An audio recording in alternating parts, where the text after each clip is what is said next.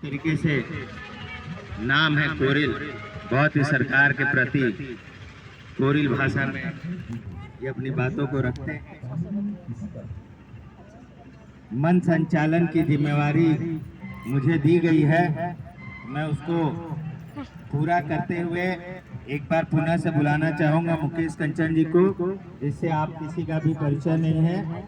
मैं खुद मुकेश कंचन जी, तालियों से स्वागत करें हमारा। हाँ, ये कॉन्फिडेंस की बात है। जब तक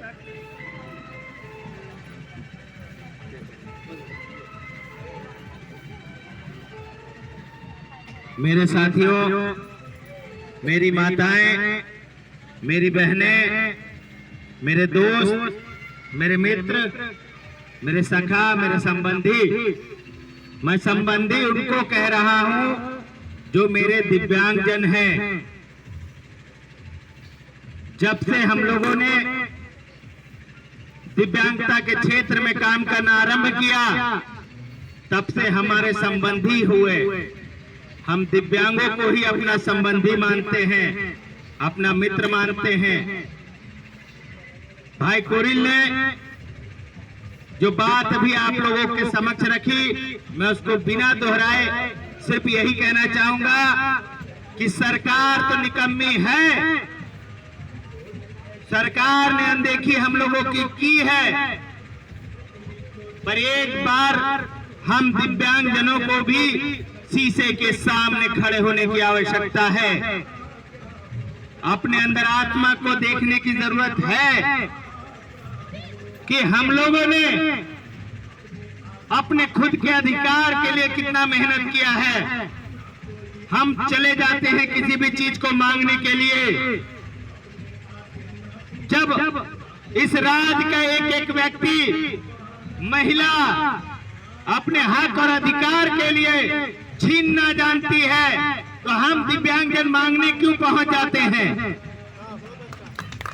हमें भी अब छीनना पड़ेगा हमारा अधिकार, जो हमें दिव्यांगता अधिकार अधिनियम 2016 के तहत हम लोगों को अधिकार दिए गए हैं। उन अधिकारों को मांगिए। आप अपने ब्लॉक ऑफिसर से पूछिए कि क्यों हमको चापाकल नहीं मिला हमारे गांव में, दिव्यांगजन के घर के बाहर क्यों पेंशन नहीं मिला, क्यों लाल कार्ड नहीं मिला, क्यों पीला कार्ड, जिसकी जैसी समस्याएं हैं। अगर जब तक जिस दिन आप लड़ना सीख जाइएगा, ये जो 27 दिन का आप लोग आंदोलन देखे ना, ये बेसिकली लड़ना सीख रहे थे हम लोग जानना चाहते थे कि आखिर इस ठंडी में कैसे रहा जाता है, पुलिस कैसे रोकती है, कैसे लेटर दिया जाता है, कैसे हम भूखे पेट रह सकते हैं। आप लोगों को बता दे कि सबको मालूम होगा कि वहां डेली खाना बनता था, पर आप लोगों को ये नहीं मालूम होगा कि कई बार खाना किसी कारण से हम लोग नहीं बना पाते थे और रात में हम लोग भूखे सो जाते थे। हमारी कई बहनें, हमारे कई भाई भूखे सोते थे। सुबह नाश्ता किसी कारण से नहीं बना पाते थे लेटर पत्री के चक्कर में, तो हम लोग 3 बजे सुबह में, मतलब 3 बजे दोपहर में, सुबह का उठा हुआ हम लोग 3 बजे दोपहर में जाके खाना खाते थे। ये कोरिल 6-6 बजे शाम में मुंह धोता था हम लोगों के सामने, डांटते थे हम लोगों को। हम लोग तो बोलता था भैया क्या करें। ये भूखे पेट रह के हम लोगों ने सीखा है, और मैंने जो सीखा है वो मैंने देखा कि अपने दिव्यांगों में ही कमी है। हम दिव्यांगजन कहते हैं 12 लाख दिव्यांग है इस झारखंड की धरती में, पर जब इकट्ठा होने की बात आती है तो 1000 और 2000 में सिमट जाते हैं। अगर यही डीसी एक आह्वान कर दे कि बैसाखी और व्हीलचेयर और ट्राईसाइकिल बट रहा है, तो अभी आप देखिएगा धनबाद के डीसी ऑफिस के लाइन कतार लग जाएगी दिव्यांगों की। पर आपके हक और अधिकार की जानकारी के लिए आज हम लोग 50 और 100 की संख्या में सिमट गए।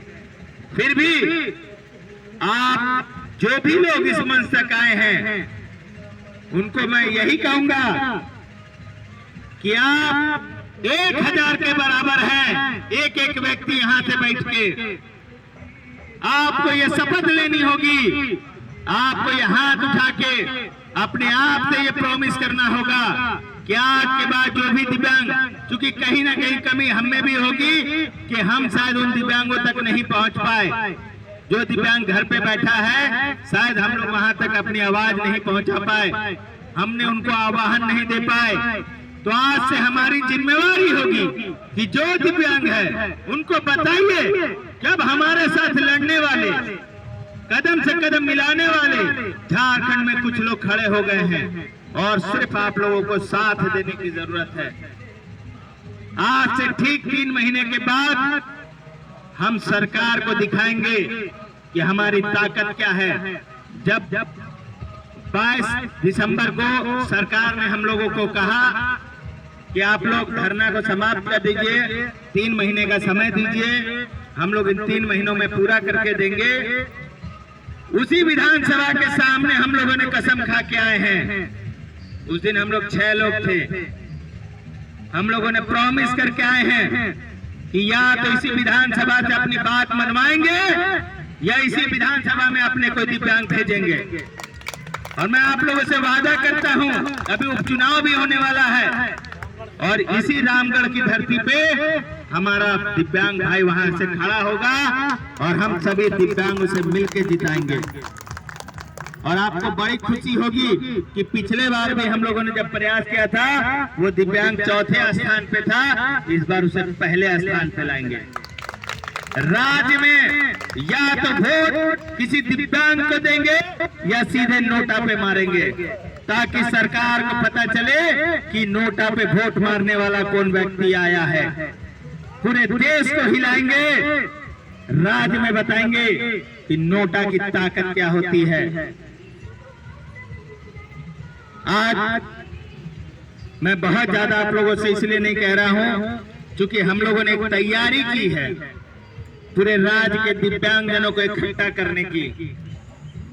पूरे देश में सिर्फ राज्य नहीं, देश के लोग हम दिव्यांगजनों के अधिकार को समझे।